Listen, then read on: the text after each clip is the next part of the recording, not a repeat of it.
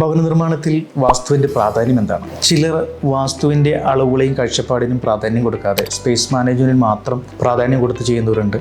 Basic വാസ്തു ഉൾപ്പെടുത്തി മാത്രം plan ചെയ്യുന്നവരുണ്ട്. ചില ആളുകൾ ഉള്ളളവും ചുറ്റളവും എല്ലാം ഉത്തമത്തിലേക്ക് എത്തുന്ന എല്ലാ അളവുകളും തെറ്റാതെ ഫുൾ വാസ്തുവിൽ വരയ്ക്കുന്നവരുണ്ട്. ഇത്തരത്തിൽ 3 രീതിയിലാണ് വീടിന് വേണ്ടി പൊതുവെ പ്ലാൻ വരയ്ക്കാറ്.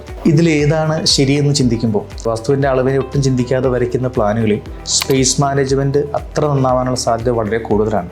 കാര്യം ഒരു ലിമിറ്റേഷൻസ് അവിടെ കടന്നു വരുന്നില്ല.